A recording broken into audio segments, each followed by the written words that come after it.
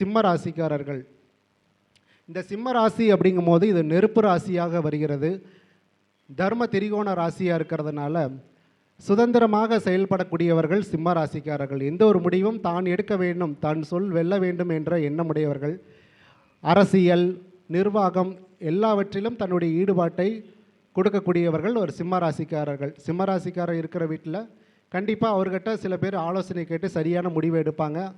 தைரியமும் துணிச்சலும் தன்னம்பிக்கையும் நிர்வாக திறமையும் உள்ள சிம்ம ராசிக்காரர்களுக்கு இந்த 2026 வருடம் நல்ல ஒரு அமைப்பாக இருக்கிறது.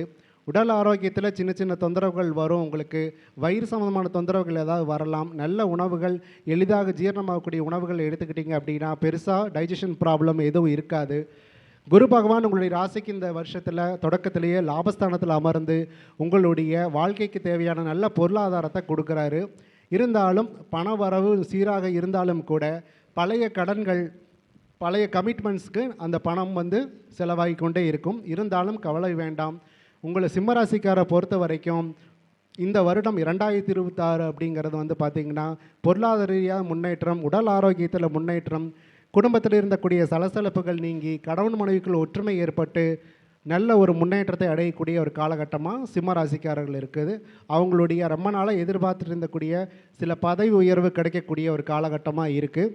சிம்ம ராசிக்காரர்கள் என்ன வழிபாடு செய்யலாம் அப்படின்னா, அவங்க கும்பகோணத்தில் இருக்கக்கூடிய சூரியனார் கோயில் சென்று சிவசூரிய நாராயண பெருமாளை வழிபாடு செய்து வரும்போது அவங்களுக்கு ரொம்ப நல்லா இருக்கும். மகம் நட்சத்திரக்காரர்கள் குலதெய்வ வழிபாடு செய்யும் போது அவங்களுக்கு ரொம்ப நல்லா இருக்கும்.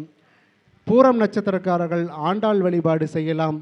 உத்தர நட்சத்திரக்காரர்கள் வீட்டாருக்கு ஐயப்பன் கோயில் இருந்ததுன்னா அங்கே போய் நீங்கள் வழிபாடு செய்யும் போது சிம்ம ராசிக்காரர்களுக்கு ஒரு சிறப்பான ஏற்றமான முன்னேற்றத்தை கண்டிப்பாக கொடுக்கும் இந்த 2026.